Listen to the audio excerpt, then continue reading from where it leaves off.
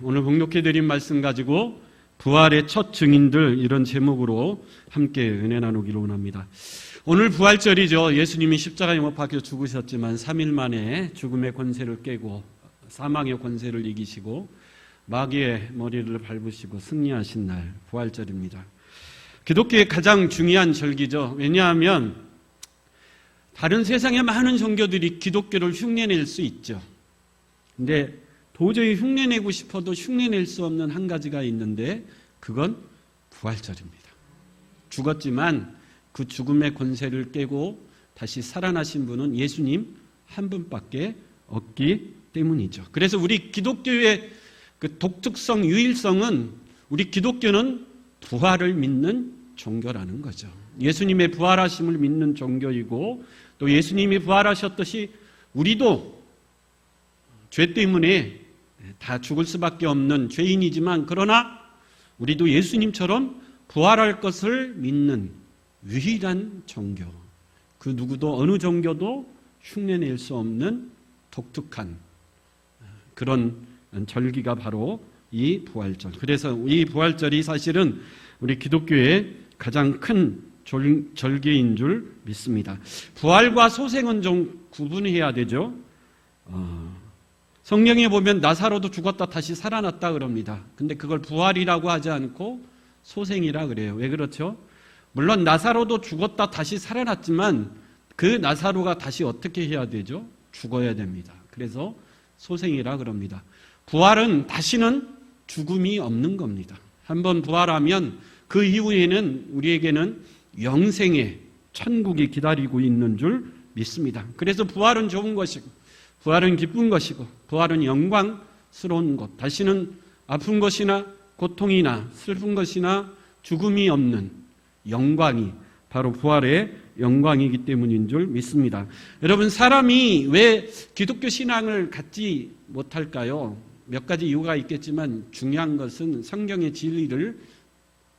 진리가 믿어지지 않기 때문이죠. 우리나라의 위대한 지성인 가운데 한 분인 이어령 문화부 장관까지 지내신 교수님이 있죠. 그 딸이 이민아 목사님인데 아버지를 그렇게 전도하려고 했는데 50년 동안 방황만 하고 끝까지 예수 믿기를 거부하고 50년 만에 세례받고 예수 믿는 그런 구원의 백성이 됐는데, 세례를 받으면서 그 이어령 교수님이 내가 왜 세례받기를 50년 동안 거부했는가? 세 가지가 믿어지지 않았기 때문에 그랬다라는 거죠. 그 세 가지가 뭐냐? 하나님이 태초에 천지를 창조했다라는 창조론, 예수님이 죽음에서 부활했다고 하는 부활, 그리고 성령이 계시다라고 하는 성령님, 이 세 가지가 믿어지지 않아서 50년 동안 거부했다라는 거죠. 참 어찌 보면 정직한 거죠. 하나님이 천지를 창조했다, 예수님이 부활했다, 성령이 지금 우리 가운데 함께하고 계신다. 이 세 가지가 믿어지지 않았는데 이 세 가지 중에 가장 중요한 핵심 진리가 뭐죠? 예수님의 부활입니다. 예수의 부활이 믿어지면 나머지는 다 자연적으로 믿어진다는 거죠. 그래서 우리 기독교의 핵심은 바로 예수님이 부활하셨다, 이 부활인 줄 믿습니다. 오늘 본문에 보면 안식일이 지난 첫날, 그러니까 오늘날로 말하면 주일이죠. 우리가 지키는 주일날 부활 새벽, 아직 어두울 때 서둘러 무덤으로 달려가는 여인들이 등장하는데, 마태복음 28장 1절에 보면 이 여인들은 막달라 마리아와 달인 마리아가 예수님의 무덤을 향해 달려가고 있다는 거죠. 왜 달려갔을까요? 이 여인들은 끝까지 예수님과 함께했던 여인들이죠. 로마 군인들의 예수님이 붙잡히고 십자가의 모진 고난을 당하시고 십자가에서 죽으시고 십자가에서 내려오사 무덤 속에 장사한 그 모든 것을 끝까지 곁에서 지켜봤던 여인들입니다. 그래서 예수님이 어디에 장사되었는지 무덤까지 확인하고 집으로 돌아가서 향품과 유향을 준비했습니다. 왜냐하면 예수님이 십자가에서 상하고 찢긴 모습이 너무 처참했기 때문에 예수님의 시신을 좀 더 깨끗하게 하려고 향품과 유향을 준비했는데, 그날은 안식일이라 유대인은 안식일에는 아무것도 할 수 없죠. 안식일이기 때문에 집에만 있을 수밖에 없었어요. 그래서 밤새 뜬 눈으로 기다렸습니다. 그리고 날이 밝자 안식일이 지난 오늘날로 말하면 주일이 되자 자신들이 준비한 향품과 유향을 가지고 예수님의 무덤을 향해 달려온 것이고요. 그러다가 부활하신 예수님을 만났습니다.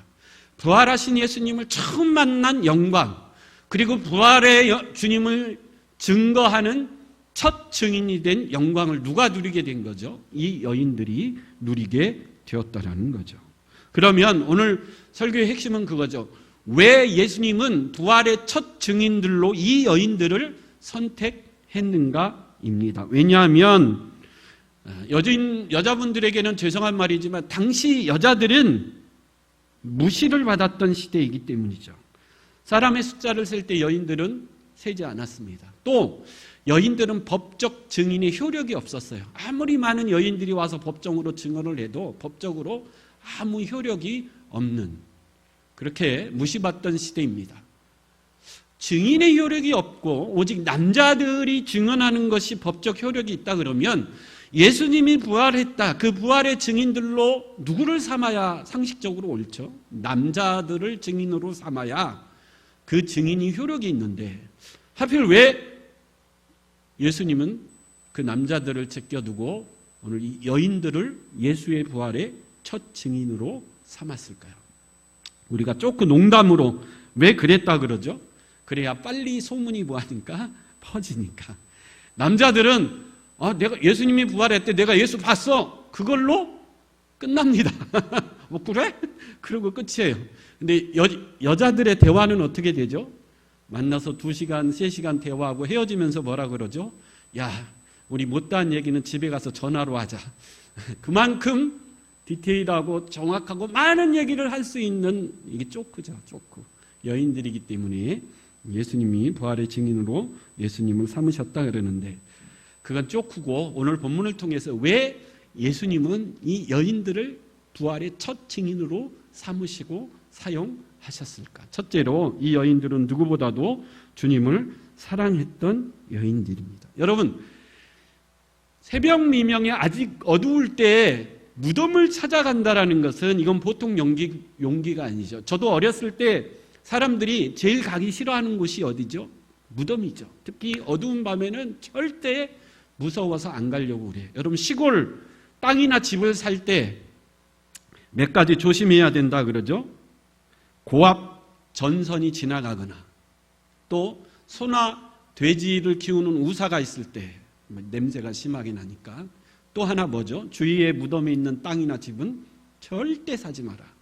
이게 이제 불문율 아닙니까? 그만큼 사람들은 무덤을 혐오시설로 생각하고 있습니다. 근데 여인들이 아직 어두울 때에 무덤을 향해 갔다. 어찌 보면 좀 용기 있는 여인들이라 그렇게 평가할 수 있죠. 근데 그것보다도 더 무서운 것은 무엇입니까? 이 시체를, 예수님의 시체를 누가 훔쳐갈까봐 로마 총독이 군인들로 하여금 지키게 했어요. 그래서 예수님의 무덤을 찾아간다라는 것은 당시 종교 지도자들, 대제사장들이나 로마 총독에게 오해를 사서 붙잡힐 수 있는 위험성이 있습니다. 제자들이 그래서 숨은 거예요. 야, 제자들이 섣불리 다니다가 종교 지도자들에게 잡혀서 우리도 죽을 수 있으니 이럴 때는 가만히 있어서 어떤 상황이 펼쳐지나 좀 지켜보는 것이 상책이야. 그래서 제자들은 무서워서 꽁꽁 숨어 있을 때입니다. 근데 이 여인들은 그런 위험을 무릅쓰고 거침없이 예수님의 무덤을 향해 달려왔는데 왜 그랬을까요? 그 힌트를 우리 마가복음 16장 9절에서 찾을 수 있는데, 마가복음 16장 9절 한번 읽어보겠습니다. 시작. 예수께서 안식 후 첫날 이른 아침에 살아나신 후 전에 7 귀신을 쫓아내어 주신 막달라 마리아에게 먼저, 이 무덤을 향해 달려왔던 막달라 마리아는 어떤 여인이죠? 전에 7 귀신 들렸던 여인이라는 거예요. 7 귀신 들려서 사람에게 버림받고 살아있으나 죽은 것 같던 비참한 인생을 살고 있었던 여인 막달라 마리아. 근데 그 여인을 누가 회복시켜 주셨죠? 예수님이 7 귀신을 쫓아내 주셔서 그 여인을 다시 새로운 인생을 살 수 있도록 새 삶의 길을 열어준 분이 누구라고요? 예수님이라는.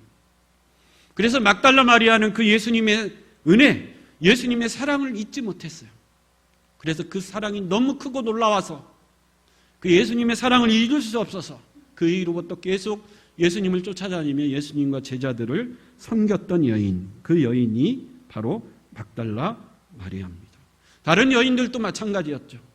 이 여인들이 예수님의 무덤을 향해 거침없이 달려올 수 있었던 이유는 예수님이 베푸신, 예수님에게 받은 그 사랑이 너무 뭐였기 때문이죠? 컸기 때문이라. 우리 로마서 8장 35절 한번 읽어보겠습니다. 시작. 누가 우리를 그리스도의 사랑에서 끊으리요? 환난이나 곤고나 박해나 기근이나 적신이나 위험이나 칼이랴. 여러분, 예수의 그 크고 놀라운 사랑을 경험하고 체험하고 그 사랑에 감동된 사람은 환난이나 곤고나 박해나 기근이나 적신이나 어떤 칼의 위협이든지 그 사랑에서 절대 뭐하지 않는다고요? 끊어지지 않는다라는 거죠. 여러분, 왜 그 당시에 수많은 남자들, 제자들을 남겨두고 이 여인들을 부활의 첫 증인으로 예수님이 부르셨을까요? 누구보다도 예수 그리스도의 그 큰 사랑을 체험한 여인들, 그 사랑이 얼마나 큰가를 아는 여인들, 그 사랑에 압도되고 감동된 여인들이었기 때문에 그렇다라는 거죠. 당시 예수님의 제자들, 남자들은 다 도망갔습니다. 왜 그렇죠? 예수의 사랑 때문이 아니라 뭔가 이익을 위해서 예수님을 쫓았기 때문이죠. 그 이익이 사라지니까 도망간 겁니다. 예수님이 왕이 되면 한 자리를 차지할 것이다. 그 소망, 그 이익이 사라지니까 다 돌아서게 된 거죠. 그래도 남자의 자존심을 살린 아리마대 요셉이라는 사람이 있죠. 이 사람은 산헤드린 공회원, 오늘날로 말하면 국회의원의 신분을 가지고 있었던 사람입니다. 근데 이 아리마대 요셉이 로마 총독에게 가서 예수의 시체를 내게 달라 당당하게 얘기했다 그래요. 이건 위험천만한 거죠. 잘못했다가는 산헤드린 공회원이라는 그 귀한 직분이 날아갈 수 있는 굉장히 위험한 일을 하는 겁니다. 예수의 십자가를 내게 달라. 아리마대 요셉은 이익을 위해 예수를 쫓았던 제자가 아니었기 때문에 산헤드린 공회원이 날아갈지라도 나는 예수를 따르는 제자가 되겠다. 그래서 시체를 달라 해서 허락을 받아 십자가에 달린 예수님의 손과 발에 못을 빼고 십자가에서 예수님의 시신을 내려서 자기가 준비했던 그 무덤에 예수님을 장사시켰던 요셉. 요셉은 이익을 위해서 예수를 쫓은 사람이 아니었습니다. 본문에 나오는 여인들은 주의 놀라운 사랑을 체험하고 경험했기 때문에 부활의 첫 증인의 영광을 누리게 된 줄 믿습니다. 여러분, 왜 내가 열심히 신앙생활하는데 내 마음이 기쁨이 없을까요? 왜 예배를 드려도 내 마음에 감동이 없을까요? 물론 여러 가지가 있겠지만 항상 나의 신앙은 뭔가 바라고 기대하는 신앙 수준에 머물러서 그래요. 하나님 왜 축복을 안 주시나요? 왜 기도응답을 안 해주시나요? 늘 기대만 하고 있기 때문에 그렇습니다. 여러분, 부모에게 뭔가를 항상 바라는 자녀가 있죠. 물론 우리 자녀가 어렸을 때는 부모가 다 책임져 주죠. 먹는 거, 입는 거, 심지어 싸는 것까지 부모가 다 책임을 져줍니다. 근데 그 아이가 어느 정도 자라면 나를 낳아주시고 불러주신 부모의 큰 사랑을 깨달으면 이제 부모에게 도움을 받는 자녀가 아니라 부모를 돌보고 책임지는 자녀가 돼야 되죠. 부모가 나이 들어 힘없고 병들어지면 부모가 돌아가실 때까지 돌보고 책임을 지는 자녀가 돼야 되죠. 왜요? 나를 낳아주고 키워준 그 사랑이, 부모의 사랑이 이 세상 그 누구보다도 큰 사랑이기 때문에 그렇다라는 거죠. 근데 나이가 들어서 성숙해서 어른이 됐는데도 여전히 부모에게 뭔가를 바라만 본다면 뭔가 좀 문제가 있는 거죠. 여러분, 신앙생활도 마찬가지입니다. 하나님은 우리에게 많은 것을 부어주시고 축복해 주시기를 원하시는 분이신 줄 믿습니다.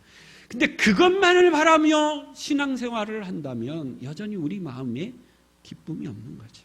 오늘 본문에 나오는 이 여인들과 같이 주님이 베푸신 사랑이 크고 놀랐기 때문에 내 형편이 어떠하든지 그 주님을 사랑하고 그 주님을 위해서 헌신하는 인생. 그때 성령께서 우리의 마음에 기쁨을 주시고 그때 우리가 비로소 부활의 주님의 증인으로 당당하게 살게 될 줄 믿습니다.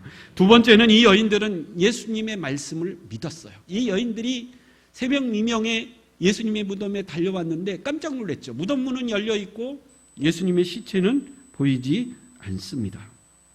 그래서 두려워하고 있죠. 두려워하고 있는 이들에게 천사가 나타나서 5절 6절 같이 한번 읽어볼게요. 이렇게 이야기합니다. 5절 6절 시작. 이로 인하여 근심할 때에 문득 찬란한 옷을 입은 두 사람이 곁에 섰는지라. 여자들이 두려워 얼굴을 땅에 대니 두 사람이 이르되 어찌하여 살아있는 자를 죽은 자 가운데서 천사가 뭐라고 그러죠? 어찌해서 살아있는 자를 죽은 자 가운데 찾느냐. 일종의 책망이죠.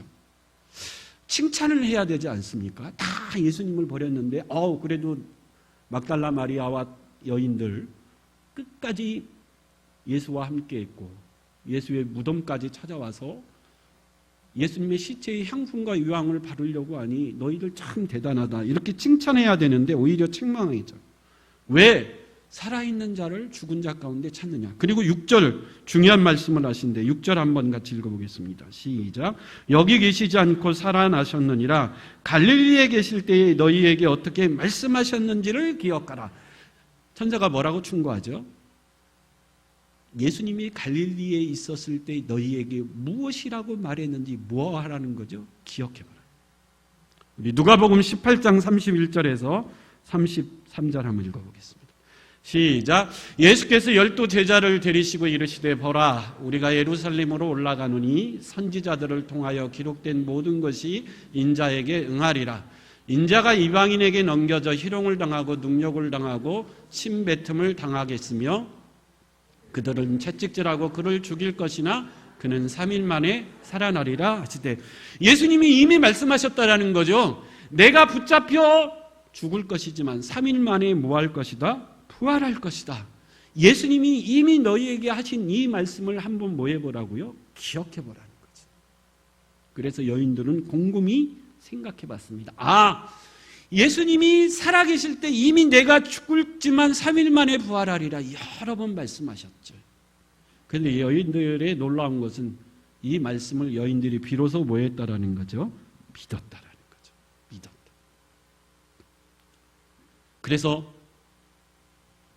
이 여인들에게는 믿음의 새로운 세계가 활짝 열렸습니다. 그런데 이 여인들의 마음 한구석에 걸리는 사람들이 있죠. 누구죠? 제자들. 여전히 두려움과 공포 가운데 꽁꽁 숨어있는 제자들. 빨리 가서 이 소식을 알려야 되겠다. 그러면 제자들도 믿음의 새로운 세계가 열릴 것이다. 그래서 오늘 본문에 보니까 이 여인들이 제일 먼저 누구에게 뛰어갔죠? 제자들에게 뛰어갔어요. 우리 8절 9절 한번 읽어보겠습니다. 8절 9절.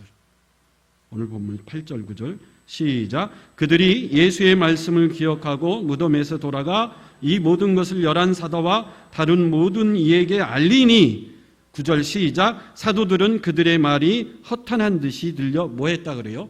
믿지 않았다. 여러분 제자들과 이 여인들의 차이점은 뭐죠? 이 여인들은 예수님의 말씀을 뭐 했죠? 믿었어요. 그러나 제자들은 그 말을 뭐하지 가랬다 그러죠? 믿지 않았다. 그래서 여러분 주의 말씀을 믿을 수 있는 믿음이 있기를 축원합니다. 근데 오늘 본문을 통해서 보면요, 이 여인들은 여인들만의 세심함이 드러납니다. 이 누가복음의 저자인 누가가 예수님의 무덤의 상황을 정확히 기록할 수 있었던, 세세하게 기록할 수 있었던 이유가 뭐죠? 이 무덤에 뛰어갔던 막달라 마리아와 다른 여인들이 눈썰미라고 그러죠. 무덤에 관한 것을 정확하고 세세하게 관찰했기 때문에 그래요. 누가가 예수님의 무덤을 봤습니까? 아니요, 누가는 못 봤어요. 근데 이렇게 기록할 수 있었던 이유는 이 여인들이 무덤에 뛰어가서 세세하게 무덤을 세심하게 눈썰미로 본 거예요. 무덤의 크기가 어떤지, 무덤의 돌이 어떤지, 그 광경을 아주 세세하게 보는데 이 여인들이 느꼈던 첫 번째 이상한 점은 뭐죠? 그 무덤 입구를 막고 있는 이 돌이 어마어마하게 무거운 돌인데 장정 10명이 달려들어도 꿈쩍도 안 한 이 돌인데 이 돌이 어떻게 됐다고요? 굴려져서 열려져 있다라는 거죠.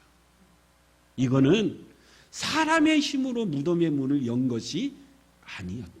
로마 군인들까지 지키고 있었는데 이 무덤이 이렇게 움직였다라는 것은 도저히 사람의 힘으로는 할 수 없는 것이다. 이걸 첫 번째 봤고요.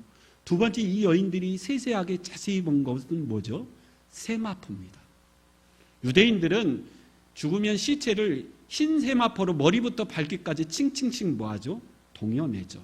미라같이 동여매입니다. 삥삥삥 머리부터 발끝까지 동여매요. 그러면 사람이 자다가 일어나도 이불이 막 흐트러지는데 예수님이 부활했다 그러면 이 동여맸던 세마포가 어떻게 돼야 되죠? 풀려야 될 거 아니에요. 여러분 요한복음 11장에 보면 나사로가 다시 살아났는데 이 나사로를 향하여 나오라 그랬더니 성경이 어떻게 기록되어 있죠? 나사로가 흰 세마포가 핑핑핑 돌려있는 그 모습 그대로 걸어왔다 그래요. 그래서 예수님이 뭐라고 그래요? 저 세마포 붕대를 뭐 해야죠? 풀어서 걸어 다니게 해라. 근데 이 여인들이 그 세마포를 자세히 봤는데 세마포가 어떻게 돼 있다고요? 머리부터 발끝까지 예수님의 시신을 빙빙빙 동여맸던 세마포가 그 모습 그대로 있었다라는 거죠. 그리고 사람만 어떻게 된 거죠? 빠져나온 거예요. 이거는 불가능한 일이에요. 세마포에 동여있던 사람이 일어나 걸어 다니려면 머리부터 발끝까지 빙빙빙 매었던 이 세마포가 어떻게 돼야 되죠? 풀어져야 되는데 그 모습 그대로 세마포는 가만히 있고 그 속에 있는 사람만 뭐 한 거죠? 쏙 빠져나온 거예요. 이거는 뭐라는 거죠? 기적이라는 기적. 신비로움이라는 거죠. 예수님이 신비롭게 부활하지 않았으면 불가능한 현상이라는 거죠. 이런 세심함은 누구만 볼 수 있었다고요? 여인들이기 때문에 볼 수 있었던 거예요. 그리고 마지막 천사들이 가르쳐준 말씀. 천사가 전해준 말을 듣고 자세히 가만히 생각하니까 이 모든 것이 이미 예수님이 전에 하셨던 그 말씀 그대로 이루어진 것을 여인들이 뭐한 거죠? 확인한 거죠. 그래서 여인들은 그 예수님의 말씀을 뭐한 거죠? 믿은 겁니다. 그래서 여러분 우리가 2000년 전에 돌아가서 도마처럼 예수의 손가락과 옆구리에 손을 넣어 만져볼 수는 없지만 기록된 말씀이 예수께서 부활하셨고 우리에게는 부활의 소망이 있다 그러니 그 말씀 그대로 믿고 나아갈 수 있는 저와 여러분 될 수 있기를 간절히 축원합니다. 마지막 세 번째는 이 부활하신 예수님을 어떻게 해야 되죠? 만나야 돼요. 부활하신 예수님을 만난 대표적인 사람이 누굽니까? 사울이죠. 사울은 다메섹 도상에서 부활한 예수를 만났습니다. 그래서 사울이 변하여 뭐가 됐죠? 바울이 되었어요. 그래서 바울의 고백이죠. 빌립보서 3장 10절에서 11절 하면 빌립보서 3장 10절 11절 시작. 내가 그리스도와 그 부활의 권능과 그 근원의 참여함을 알고자 하여 그의 죽으심을 본받아 어떻게 해서든지 죽은 자 가운데서 부활에 이르려 하노니. 이게 바울의 고백이죠. 나는 누구를 만났다고요? 부활하신 예수님을 만났다. 그래서 나에게도 무슨 소망이 있다라는 거죠? 부활의 소망이 있다라는 거죠. 나도 죽을 것이지만 나도 예수님처럼 부활의 소망이 있다. 그래서 바울은 죽음을 무서워하지 아니하고 땅 끝까지 복음을 전하는 일에 자신의 전생을 헌신할 수 있었던 거죠. 여러분 부활의 주님을 만날 수 있기를 간절히 축원합니다. 부활하신 주님은 40일 동안 제자들 베드로와 요한을 만나셨고 엠마오로 가는 두 제자를 만나주셨고 의심 많은 도마도 만나주셨고 500명의 제자들을 만나주셨어요. 그래서 여러분 나도 부활하신 주님을 만나기를 원합니다. 만나야 증인이 되잖아요.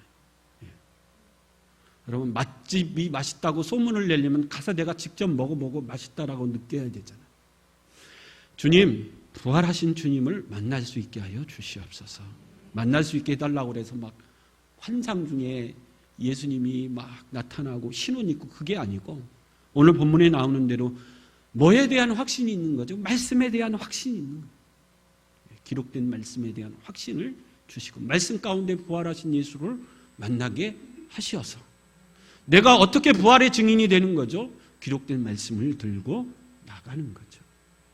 그런 증인의 삶을 살아갈 수 있는 저와 여러분 될 수 있길 간절히 축원합니다. 마지막 이 예화 하나 드리고 마칠게요. 3일의 비밀이라는 예화인데 꽃가게를 하는 할머니가 계셨어요. 근데 이 할머니가 얼마나 즐겁고 기쁜 얼굴로 환하게 빛나는 얼굴로 꽃을 파는지 그 얼굴 덕분에 많은 꽃을 팔 수 있었다 그래요. 근데 그 꽃집에 단골 손님이 계셨는데 궁금한 거예요.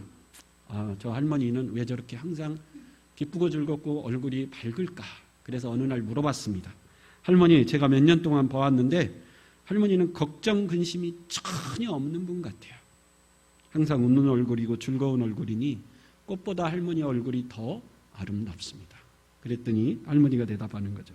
천만에요. 걱정, 근심 없는 사람이 세상에 어디 있습니까?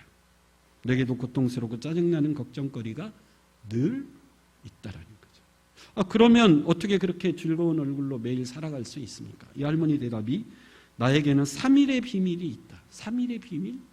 그게 뭔가요? 3일의 비밀이란 나는 예수 믿는 사람인데 문제가 생길 때마다 항상 하나님께 그 문제를 해결하도록 맡겨버리고 조용히 3일을 기도하며 기다린다는 거죠. 예수님이 무덤에서 3일 만에 부활하신 것처럼 내가 3일 동안 조용히 기도하고 하나님만 바라면 그 문제는 해결이 된다는 거죠. 근데 때로는 반드시 숫자적으로 3일이 아닐 수도 있지만 주님의 부활의 원리는 늘 동일하다는 거죠. 그래서 어떤 암흑 같은 고난이 찾아와도 3일 후면 반드시 역전이 일어날 것이다. 이 확신이 있기 때문에 그 믿음으로 항상 즐겁게 살 수 있다라는 거죠. 여러분 삶에 문제가 생겼을 때 3일 정도만 주님께 맡기고 기도해 보는 거죠. 물론 그게 꼭 3일이 안 될 수도 있습니다. 그러나 3일의 원리죠. 부활의 원리지. 여러분, 무덤 가운데 3일 동안 갇혀 계셨지만 3일 만에 그 죽음의 권세를 깨고 승리하셨다.